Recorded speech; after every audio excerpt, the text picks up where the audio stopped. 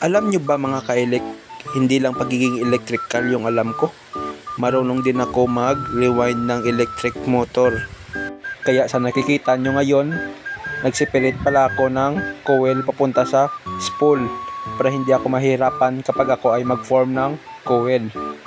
Kaya isa lang masasabi ko sa inyo mga ka-elek, kung gusto nyong matuto maging isang rewinder, ay dapat mahaba ang inyong pasensya. At kung hindi mahaba ang pasensya nyo mga ka-elek, ay huwag nyo nang subukan kasi ang pagiging rewinding ay maraming challenge ang haharap sa inyo. Kagaya nito mga ka-elek, nag-form ako ng coil dito. Mano-mano lang yung ginamit ko. Wala nang mga automatic na mga control. Sobrang sakit na sa kamay yan mga ka-elek, pero sanay na ako mga ka-elek, no?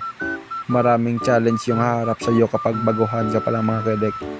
At kung nangarap ka na matuto bilang isang rewinder, ang masasabi ko lang sa inyo, tiisin lang lahat ng pagod dahil alam nyo, challenge lang yan sa inyo.